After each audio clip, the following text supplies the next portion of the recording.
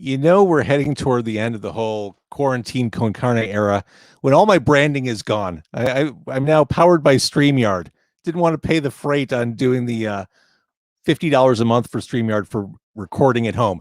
That's a sign that I'm moving back to the car. Welcome to Car Con Carne. I'm James Van Osel, Car Con Carne, sponsored by our dear friends at Siren Records in McHenry. You can see me there on Record Store Day. And Car Con Carne, I said we're going back in the car. It's true. Wednesday night, the first time back in the car since the second week of March 2020. My guest will be Blake Coddington of the band Letdown. He'll be joining me for hot dogs over at Byron's. Love Byron's. That's Wednesday night. And sometime this week, we will hear the results of my visit to Springfield, Illinois. I visited the State of Sound, a world of music in Illinois. It's a museum exhibit in the Abraham Lincoln Presidential Library. Can your podcast, your favorite podcast, broadcast from the Abraham Lincoln Presidential Library? Nay. I made the trip there, recorded from the studio on the floor of the Abraham Lincoln Presidential Library within the State of Sound museum exhibit. It was fantastic. You'll hear that at some point this week. Another quick note. Tomorrow at 5 o'clock, I'm launching a new Kickstarter project. Now, the last time I did something like this was 10 years ago. It was 10 years ago when I did my book project. We appreciate your enthusiasm. First time I've returned to crowdfunding since then. I'm really excited. I'm not going to give the details yet. Tomorrow at 5. Really excited about this. This may be the craziest, maybe the dumbest idea I've ever had, but it may be the best idea too. I'll explain all that tomorrow at 5 o'clock. Now, tonight, joining me are old friends, super talented musicians, performers, raconteurs in their own right. It is Stubby and Adam Cryer from the band Lucky Boys Confusion. Nice to see you gentlemen again. Hey, man. Oh, hey, thanks for having me. Literally, I pull Stubby out of the camera for 1 minute. 1 minute later, he's back with a guitar. He's got a capo on it. What's going on there? No, I just was at a guitar lesson. I told you. And so when you're like, all right, I'm gonna do this. I'm like, all right, let me just practice what he just taught me. I like that. You have to internalize all that stuff. I want to share with people. We're starting about 30 minutes later than originally planned. No big deal. But I think this is a perfect description of what happened earlier. Oh, no, that's not what I want. Hang on. That is definitely not what I want. I want to do... Oh, I can't do it. Never mind. Anyways, hi guys. It's been one of those nights, I swear. So the reason why you're here, besides the fact I think you're delightful, the reason why you're here, this month marks the 20th anniversary of your landmark, your breakthrough album, Throwing the Game. 20 years ago this month. It's Stubby and I were talking, Adam, before you joined us about how he still kind of thinks of other people as much younger than they are. You kind of think of people framed in that moment in time. I still think of you guys as like 19 or 20 years old. Yeah. It's like, I don't know what Adam's feeling is, but like, it's weird to think of, like, even think about Adam, because Adam is the youngest guy in the band, but he's only 2 years younger than me. But like, sometimes it's like, little Adam. I can't help it. Like I will always, for the rest of my life, I'll be 94 and he'll be 92, and he'll always be my little brother. Like it just, even though it's like, you can't because those, like you said, those moments in your life are so cemented into that, like and of course you don't think about that when you're making like real decisions in life and whatever. Like, oh, that little kid doesn't know what he's talking about. That's not what I mean. I just mean like the way I look at things, like it's, yeah, I still think about those things. I don't know, what do you think, Adam? Like, do you still like kind of sometimes go, I that's not really how it is anymore? Like, I don't know about you, but yeah. I don't know, it's the first 10. I remember when it was 10 years after it came out, and that felt like forever. Right, that was like, wow, 10 years ago, and it really did feel like a long time. But this past 10 years, however, this is like a rocket. You know what I mean? It doesn't. It feels like a couple minutes there. Yeah. So to celebrate, to commemorate, to honor the anniversary of Throwing the Game, you're doing a live stream performance Thursday night. That's happening at 8 o'clock. Are you doing the album straight through? What's the deal with that? No. I'll let Adam explain. Well, it's kind of we've got guests, we've got acoustic performances. We've got archive footage. There's interviews, and then yes, there's some performance from full band LBC. And most of the tunes from the record are represented. I mean, all of them are in some way, if not played. They're the story behind them is kind of told. This album right here. Yep, there it is. Still have it, and as I was going through my CDs, I'm like, oh shit, I still have everything. Yeah. Sure. Yeah. Oh man, I remember sending you all that stuff. Like actually packaging it myself and sending it to you. So, but by the time the Soapbox came out, you were already like on board. Yeah. So it's like I was actually calling you. I'm like, hey, this is in the mail. Like I remember like yeah, I remember I left you a voicemail saying it was in the mail. Just sorry. But yeah, there was yeah, so I remember that. I remember sending all of those to you. I think we even sent you the 4-song tape. Yeah. No, well, of course we did. Of course we did, because you played the stuff off there. That's where it came off from. Yeah. Yeah, I was going to say, I'm almost positive I played 4080 off cassette. Yeah. Well, yeah. Yeah. Back then, I know. No? Back then. I was gonna say not 4080, because 4080 has swears, doesn't it? I made some mistakes on the air back then. I'm trying to remember the song right now, because like I know we add little swears in there once in a while, but I can't remember if the actual song does. I can't remember anymore. Oh yeah, the rap part. Yeah. There's no way you did it. Well, 4080 is one of those songs that survived and lived to become reimagined for this album we're talking about.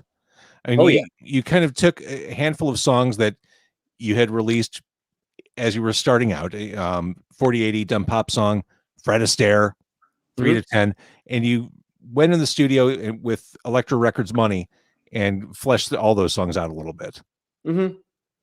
So was that, were you encouraged to re-record the songs that kind of got you the deal, or was this your idea? Like, oh, we want to take the time and work with the producer on this stuff. I don't think we had enough material. Yeah. I was just going to say something like that. Like, I don't think we had much of a choice. I mean, like, it was like, you started playing our song. We had a few songs recorded and we made them into Soapbox Spectacle. And then, it's like in the great sense of the word, we didn't have time. We had to prepare for shows. I mean, it was like we were trying to write. We really were. I mean, like I think Adam and I were getting together as much as we possibly could, and that's when we wrote City Lights and Not About Deborah. Adam, help me out here, buddy. God only knows, and like those songs. I mean, to answer the question, no. We didn't. It wasn't planned out to be that way. We did have some new material. I think Breaking Rules, Saturday Night, Boss Man. A couple outtakes, Never Like This, Slip, new songs, and then the ones that we kept, we kind of created them. We didn't want to put out something that people already had. Well, as far as Boss Man goes, were you worried at the time that the chorus was too big to be contained by one album? Absolutely, there was many meetings. Yes, many. I will say, funny enough about the chorus, and credit to Adam here, but Howard Benson, who produced ended up producing Macam, but the big Macam record, and then he did like Lemmy's records and Motorhead records, and I mean, like, he's done everything. We're sitting in this tiny like LA recording space, and we played him the song for the first time, and he just stops us and goes, and I think Jason goes, "You like that chorus?" Or maybe no, it's not like Jason. I think it was Ryan that goes, "You like that chorus?" And he's like, "Actually, what sold me was that pre-chorus." And I'm like, "All right." And that's when I actually like really started being like, "All right, I like this guy," because like like that. he got it. He got like Mhm. why the reason why the chorus worked is the pre-chorus was so good that it made the chorus pop. And again, I didn't write that. Adam did. So props there. But like, you know, I really that's one of my favorite moments of that working with him in the pre-production part of it. It was like he really got it, man. That guy really got it. Sorry. So I totally strayed there, but yeah, whatever. No, that's great. One of my favorite songs, and I've told both of you this, I'm sure at different times. One of my favorite songs on the album is "One to the Right," and it's kind of an outlier. It's more, it has more teeth, I guess, than some of the other songs on it. Tell Mm. me about the evolution of that one. Um, An old song from Stubby's old band. Yeah, so that's a Farm Boy song. That's the band that I was in with Ryan Fergus, our drummer, and Lucky Boys, and it was it was a song that I kind of wrote, you know, just about not fitting in, you know, like everybody was. So all my friends, especially my Indian friends that I grew up with, and you know, like I was friends with more than like the smarter kids in class, you know, not like really like the jocks and stuff. And but I wasn't cool. I wasn't friends with like the Adam Cryers either. I wasn't cool. I wasn't cool with the punk rock kids either. I just was like this weird kid, like that just kind of like hung out until around like later in high school. But like I just didn't understand where I fit, and I just felt like, you know, lyrically at least what I was saying was like I felt like everybody was leaving high school and going like, all right, one to the right, and yeah, you're over there, like, you know, the side, and like I was like, well, where the hell do I fit? And that's how I felt lyrically. Melodically, that song is probably the most derivative of my upbringing that I've out of all the music. As far as like that like Indian kind of feel to it, like that harmonic minor that Joe Sell hated so much.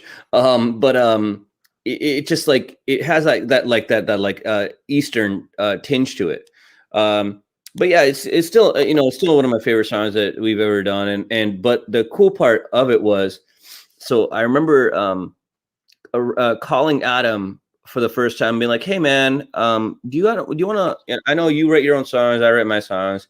Would you want to be in a band together and, you know, kind of like do something nobody else is doing and do it together?"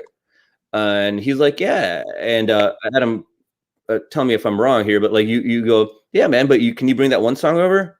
And I was like, "Yeah," and that was One to the Right. So it's our oldest LBC song because it's from my older band. But yeah, man, I love that song, and it ended up being one of the live tracks on this special that we're Awesome. doing. Yeah. Awesome. And again, this live stream performance, retrospective anniversary, the 20th anniversary is happening Thursday at 8 p.m. We should say right here, how do people get access to this? Is this an Eventbrite? How do people get access? So it's simple. It's a company called Moment House that Tony from Punchline started, a band that we toured with back in the day. And how it works is very similar to like you said, Eventbrite or some of these other streaming platforms. Same kind of thing, except you get to stream it for 24 hours. Love So that. if you buy at 8 and you really have to catch that Friends reunion on HBO or Max or whatever that it is that you're gonna do, or I know Less Than Jake has another streaming or whatever. If there's something else that you got to do, you can watch it anytime for 24 hours after. But yeah, it's Moment House. So it's just moment, like a moment, momenthouse.com/Lucky Boys Confusion. You can find tickets. Awesome. Hey, you mentioned Joe Sell, who passed 9 years ago. Yeah. You both talked about how it feels 20 years later to be talking about this. What would he have thought to be talking about throwing the game 20 years later? I mean, he would have probably enjoyed it as much as we have, going through all this old footage. Some of it's really hard to see. A lot of it's pretty amusing. I think, you know, we talk a lot about Joe's contribution to the group, and he wasn't, you know, he didn't have too many songs that he brought in, but what he did do is add to the tunes. You know what I mean? He made them interesting. Added this other level, some more texture, kind of. And but yeah, he would have gotten a kick out of this for sure. Stubby, I feel like as Adam was talking, but like, I'm laughing because I'm just thinking about Joe right now. Actually, he would have hated every fucking minute of this. Like I think he would have loved it. Like, you know, in like Joe would have loved it, but he would have hated doing all of it. Because that's just Joe. Joe loved the music, the shows, the fun, but didn't want anything to do with the promotion, you know, like the business of it. yeah, like it just wasn't him. It just but just fine, which is what we loved about him so much. We really did, because he would some of my favorite memories of him are when we would do photo shoots, because there's no one that likes doing a photo shoot, including models. Okay, no one likes doing a photo shoot, so we're all just struggling there, trying to get 5 of us to, like, you know, to look right. It's like herding cats. It's so awful, man. It's the worst. And, you know, trying to even get people to like dress like a band, or like when you look back at those Beatles records and you're like, how do they all just have mustaches at the same time? You know, or whatever it was.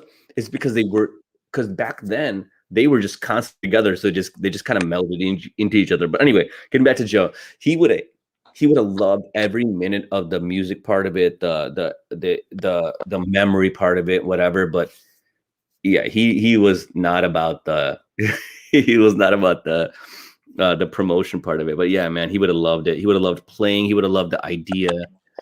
I say it in the doc, but it's like, this band was the most important thing in his life. And I think when we slowed down, it was harder on him than it was on anyone else. And it wasn't for any reason like you might think. It was just more that he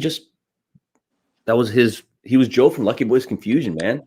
You know, and that that warms my heart every day. Like because Lucky Boys Confusion is me. Lucky Boys Confusion is Adam and Ryan and Jason. So he was Joe from me. You know what I mean? Like that's a really special thing to think about. I don't know. That might be a little bit, believe it or not. Oh my God, I'm sensitive. But like, you know, like it might be a little bit, but I love thinking about that. I love thinking about that like one of the biggest pieces of who he was me, and what me and him had together. So yeah, I think he just absolutely loved it.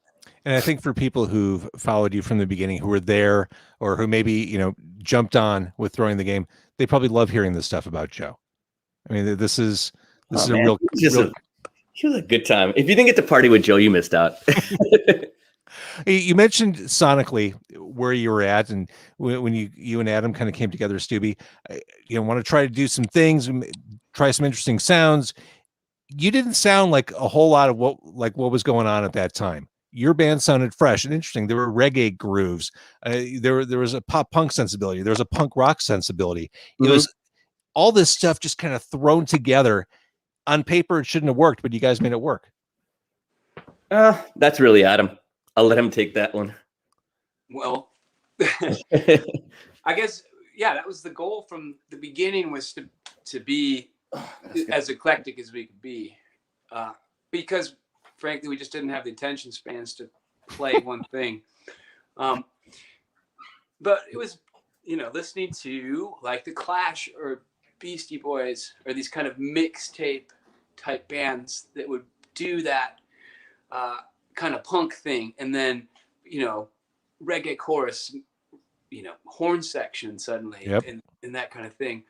That was sort of the plan when we started. That's who we wanted to be. I think when we got older and decided that, you know, we didn't have to wear every influence on our sleeve, we kind of became a more focused, you know, just rock band.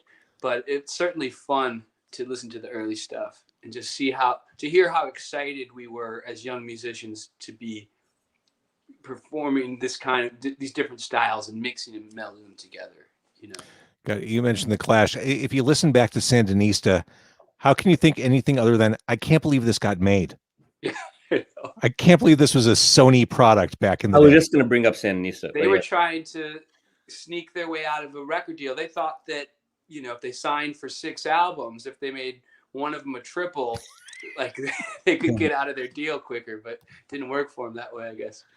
It's to add to unbelievable. what Adam was saying, you know, like I think some of it also came with what I was talking to you before Adam joined, not Adam joined earlier, was that I also, since I didn't get to do the Western music thing for so fast, and I had such a compressed amount of time before LBC started, that I just wanted to do it all. So, and I felt like even though Adam had a whole almost a lifetime of music before him, he still kind of had that same kind of thing where like music sort of slow, like he started getting pieces of music together, and like, you know, like why not just try to put these things together? And then, you know, not to take away any credit from some of the bands that we were listening to at the time too, like you were saying, the Clash and whatever, but there's also some contemporary bands that were probably thinking the same things that we were, and we're like, oh man, they're doing what we wanted to do, like Sublime, like I can't think of any other bands right now at the Exit, but that was later. But like, you know, there was other bands that were doing this kind of stuff. So I think that's where it really kind of came together, is like we wanted to do the stuff that we were listening to that we liked. It made it difficult though to find the fan base, right? Because punk, yeah. Right. Punk rockers don't listen to stuff that has this in it, and hip hop people won't appreciate this. So we ended up finding this unique group of people that fans and friends that were not punk rockers and not hip hop kids. You know what I mean? Disenfranchised teens. Right. Hey, Kastoop, did you really just open up a beer off camera so that people didn't see you open it? Oh no, man! I mean, like I've been drinking beers on camera the whole time. I mean, like I just was right next to me. Trust me, I was looking for my pipe earlier too, but I don't know where it is. So like, yeah, no, I have no plans. Adam mentioned horns. Tell me about City Lights. Were horns part of the picture from the beginning? I think so. Really? Yeah, the intro to City Lights is something I had written a couple years before we had the actual song. That little horn part too. But it wasn't until later that we obviously, you know, wrote the verses and the choruses. Well, so my part of City Lights was I brought this like idea to Adam. I didn't know that you had this like, you know, I'm sure, like, just like I do, we have a bunch of different ideas, like just sitting around, like half ideas. And then you, somebody, you know, your songwriting partner or just somebody reminds you of something, and you just kind of put pieces together and it works together. And then other times there's full songs like that will come from a theme or a lyrical theme or like even a melodic theme or whatever. But like, okay, that's cool. I didn't know that, man.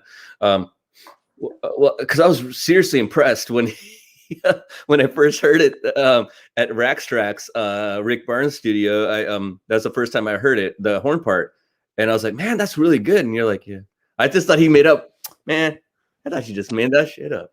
Okay, so but either way, it's still impressive. But yeah, no, the City Lights for me was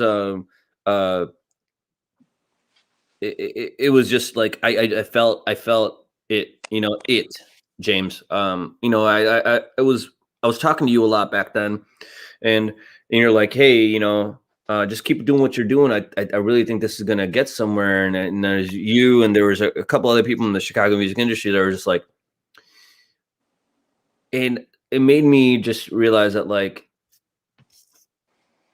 not realize, but I guess I was being hopeful too, like of just getting out of here, getting out of Chicago, getting lost, and like, and this town, this area was so important to me. So like, just put that stuff together, and I guess Adam already had the song kind of written. Like I brought some new melodies to the idea, but that's where it came from. For me, lyrically, it was just more about everything we were doing here, and man, is it going to be the same everywhere else, and it wasn't. But I mean, it's still, it's still pretty awesome. I want to talk about that, but before I kind of get off this song list, track listing, let's talk about Fred Astaire. It seems dishonest to talk about this album and not talk about Fred Astaire. Did you know when you wrote it? Did you know when you recorded it that it was going to be the song that you would lead with? No. We didn't know it was going to be the song we were going to lead with until, weeks before it came out as a single. The label was pushing a different song. What were they pushing? Well, you know what they were pushing, James. What? You know what they were pushing. Oh, they were pushing Dumb Pop Song? Of course they were. Because it had radio support. Sure. Right. Of course. But, that was actually the third time that song was recorded. So, yeah, third, because it was on the first record. And then when we were shopping for labels, or trying to get signed, we did like more glossy kind of don't rock talk version about that was on. I think it's a pretty fantastic mix by Doug McBride that was on Soapbox Spectacle, which is an EP. So this is the third time when it comes out in 2000. When it came out in 2001, that was its third time around the block. I don't know though. It didn't seem like the obvious choice for a single. We wanted it to be, but the label said, well, it's got this weird format to it. Kids don't know who Fred Astaire is. They wanted stuff like Dumb Pop Song and Boss Man. So Fred Astaire for me was, I'm glad it ended up being the single. I still don't think it should have been Dumb Pop or Fred Astaire, but whatever. But for me, the reason why that song's like, I'm glad it did, is because I think lyrically it's the one that hits home. As far as like, that disenfranchised teenager, the thing that, like, looking back, like I never understood why we connected so much as looking, like, during the time I didn't get it, but I didn't care because I was just having so much fun. It was great. Looking back now as a parent and as a just an older individual, I'm like, okay, that song was it. They're pushing these children for all the wrong reasons. I knew it then. I knew that line meant something, but I didn't really know what it meant, like why it stuck until later. But I think that's why. But I still go back to One Did Right should have been the single. But that's whatever. That's neither here nor there. But whatever. So going into the release of Throwing the Game, what were your expectations? Were you thinking, oh, this is it? We're, United Center, here we come. I remember Ryan Ferguson, drummer, saying like, this is either going to be a big hit record or it's going to be something that has a small but very loyal following that will be, doing anniversary shows years and years down the line and things of that nature. Ryan's a genius. Yep, he really is. See, and I think that's the secret. I mean, because the statistics of how many bands actually break at that United Center level, those percentages are so small. But if you can establish fans who will support you 10 years, 20 years down the road, that's success in my book. People who are still interested in what you have to say in the songs you recorded, who will still come to those shows 20 years later and sing along. It doesn't matter if it's United Center. If they're coming to Metro House of Blues or whatever, I think that's a victory. And that's what you have. I agree. I think that this band would have been happy and fine with it if it was that like around the country. The problem is that it became more and more difficult to do because it was this here, like that selling out the House of Blues multiple nights and stuff like that, like or Metro multiple nights, and then we'd go to Cleveland and play a club and sell it out, but still, to be fair, like a sub T size, and which was great. I mean, most bands would be it's like through the like to the moon, like with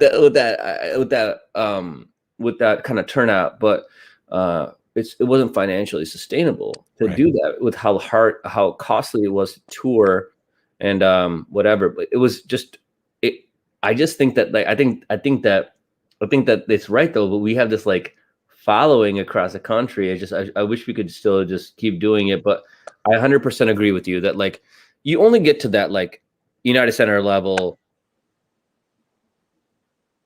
I think you even get to that like metro around the country level, and I think that even that I feel like it's like the exponentials, and I work in trading and stuff like that. It's like exponentially. There's that like everyone's right here, and then there's a echelon, whatever you want to, however you want to pronounce it, of those top 3%. But that top 3% even has like this small thing in it, where you have the modest mouses that can go around and play like Rivieras around the country, and then it just falls off, you know? And I think that's the hard part about music. And I think it's gonna be even harder when we get out of this coronavirus, but that's totally good enough. Oh yeah. Great. So the album came out. What was touring like behind this album? The best time of my life. Really? Yeah, it was a lot of fun because we'd only done regional touring. Yeah. And when it was out, we were seeing parts of the country for the first time that we hadn't seen. And we were playing with big bands. You know, what did QAnon have? That was Jamboree. So every city had a Jamboree. For sure. Had a different name. So we did that whole circuit that summer of Jamborees across the country. And I was running into the same bands, whoever was working singles that summer. You know what I mean? But then it was like summer camp. Yeah. Yeah. You had your summer friends. Camp, except we were the baby band that were willing to do anything. Yeah. So I'll let you finish, Adam, but I have a story to tell. Anyway, so we were also supporting, doing club tours, which was a ton of fun, and really learning how to do it and do it every night and be able to get up the next day, and recreate it. It was also our first experience it wasn't our first time with Warped Tour, but it was our first time. Yeah, pretty much. We did Warped the summer before in Chicago, but it was our first time doing the tour bus thing. It was our first time doing the, we were doing TV and radio constantly. It was just, it was exciting. And we were all going through this thing together, as a group. Yeah.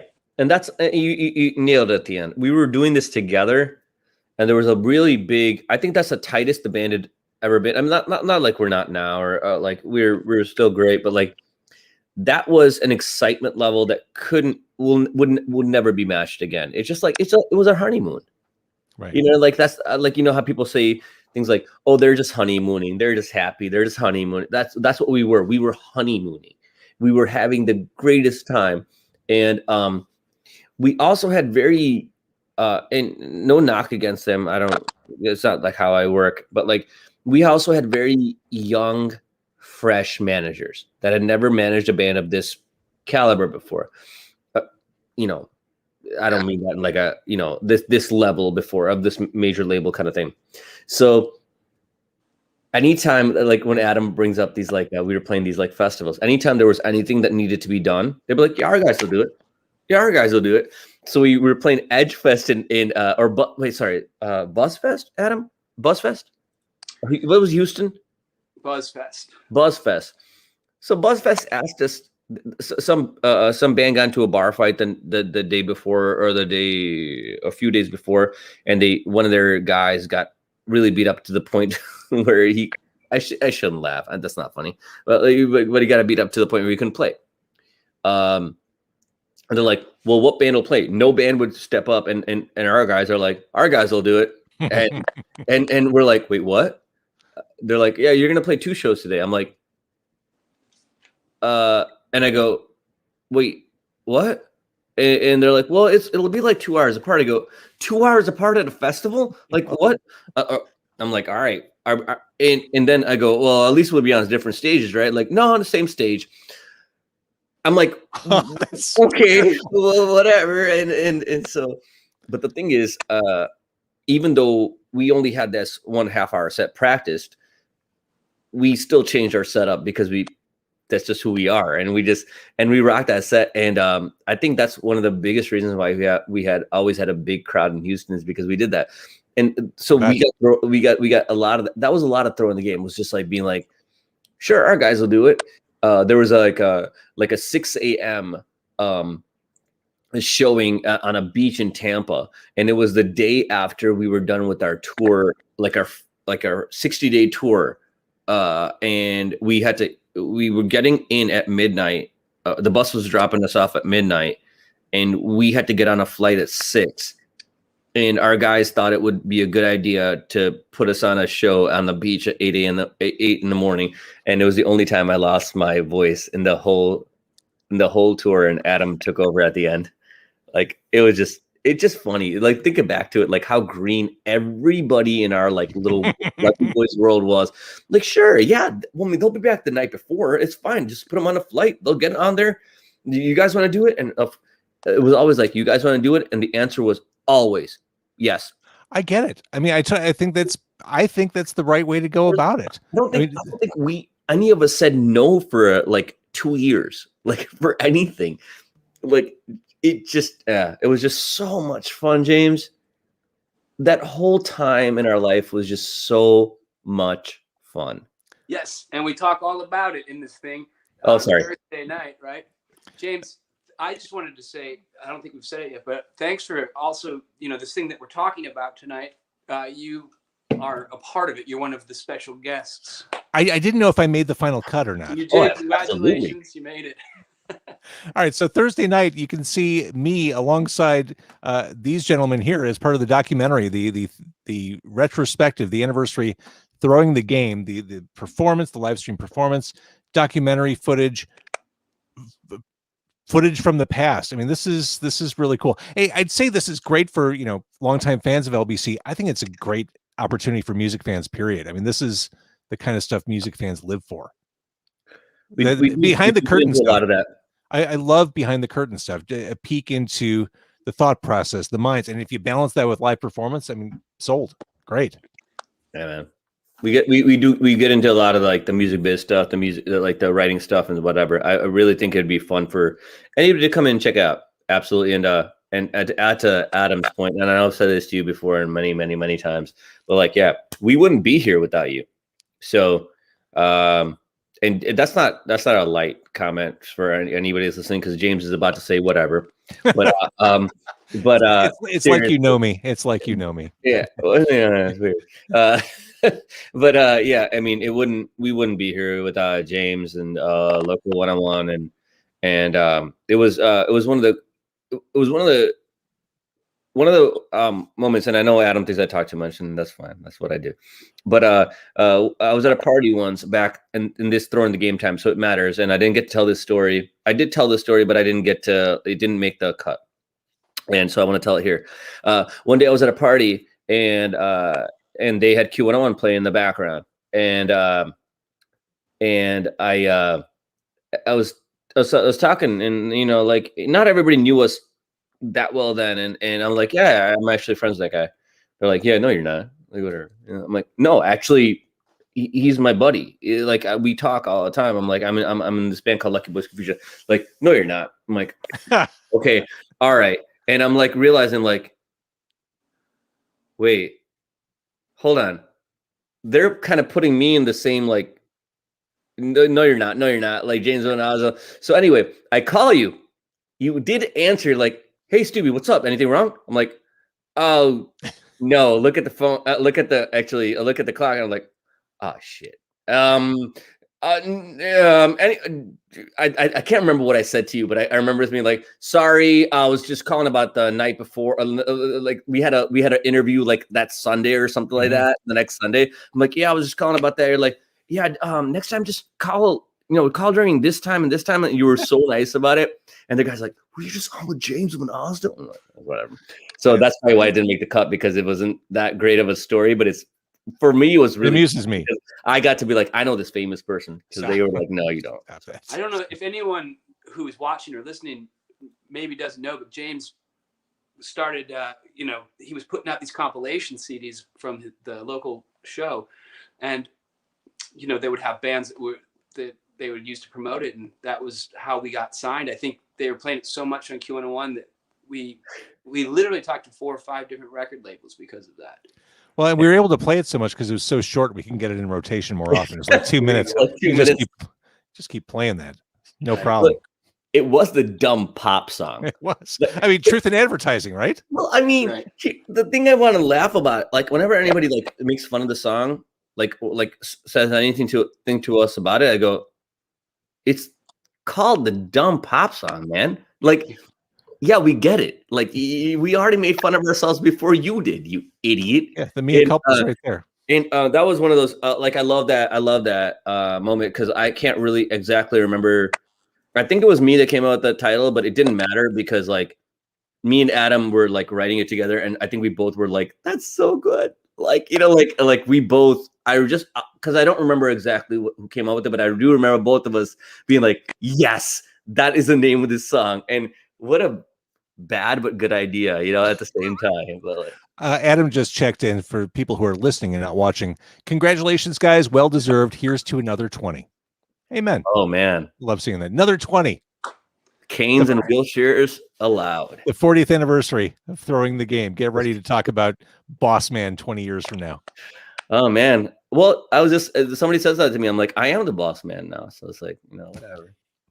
So with both of you, I mean, Adam with AM Taxi and your production work, and you've become like a mentor to everyone in the Chicago music scene. Stubby, with your various side projects, no matter what direction you guys go in, no matter what you're doing, it always comes back to Lucky Boys, doesn't it? Yeah. But yeah. It's like home base. You go out and play, you do your stuff, but it always comes back to the Lucky Boys home. Yeah, Mhm. for sure. For me, it does. I never really had Adam's level of success outside of my stuff, outside of LBC. I mean, a fair amount with Super Happy and stuff like that, and more international. But like, it for me, it's not really about anything that I did after it because I always remember that everything after it became because of this. So I always try to keep that there. And then there's also like for me coming back to it is just like what we were talking about before with this record. And I talk about a lot of this in our documentary that everybody should see on Thursday. But like the one, it's the you don't get to do that again. You don't get to do that first. Right. That first tour, the first, like, I think when we got in the van together the first time for our first tour, that feeling, you don't like that exciting, amazing feeling. Even though we all thought we should have been there, we all knew that this was what we should have been doing. There was still this level of excitement that you'll never be. It's your first love. That's what it is. It's your first love that you don't ever forget your first love. That's what it is. Well, and as you described that first time jumping in the van, I mean, there's a level of unreality to it. Like, holy What's gonna shit. happen? Yeah. Yeah. It's all nerves and adrenaline and excitement and just spastic youthful energy. I mean, I can't imagine. Yeah, it was, man, it was awesome. I just wish I remembered more of it because like you're a lot of that time because you're being fed in your ear so much, like you're always looking forward instead of like taking in the moments. I think Adam was a little bit better about taking in the moments, but like I was always like, all right, next show, or next thing, next XYZ or whatever. And maybe you weren't, Adam. I shouldn't put words in your mouth, but like I just felt like I just wish I could, to any band that's getting signed or get whatever, not even getting signed, get like about to like hit the road and take it on an adventure. Easier said than done, but taking the moments. Yeah. Because they're gone before you know it. And but I still remember a lot of it. So whatever. All right. So Thursday night, the live stream event, Throwing the Game, 20-year anniversary. More insight behind the scenes, curtain pulling back stories from you guys, the whole band. We get the performance. I love and adore you guys, and I would do this every night with you if you wanted to. James, thanks so much. And Everything over the years. Really appreciate it. absolutely. And you got Adam and me together for once. And now you believe that we don't hate each other? Well, yeah. See, that's the thing, Adam. It was a couple interviews ago with Stubby. I said, "Do you and Adam hate each other? You're never in the same place at the same time unless you're on stage. Do you still like each other?" Yeah. And then I got the explanation. No, of course, he's my brother. We love each other, but we sometimes take different promotional approaches. And okay, but it is nice to see the two of you together. I told him this. I'm like, we're the two faces of the band. So it's like, if we got like promotional stuff to do, you do one, I do the other. Like I do. That's why. Like it's not like I don't want to be in the same room as Adam. But and to be totally honest, while we were doing Throwing the Game, Adam, and you can back me up on this, it was just me and you doing all those things. Every single interview we did together, I think, right? Didn't we? Yeah. So technically, we're not in the same place at the same time right now. So True. Yeah. That's why it's working. See, I kind of look at it as Thanks, Dick. the same reason that you don't put the president and vice president on the same plane. There has to be like a continuity of government. Wait, so am I the president or am I the vice? I don't know. That depends who you ask. Do you ask the fans or do you ask the band? You're the boss man, bro. Oh man, I am not. He's the boss man in this band. All right. I want to thank everyone who's been watching and listening. Adam and Stubby, stay right there. I'm going to end the broadcast, but I don't want you to go away. So thank you, everybody. Go watch their live stream on Thursday.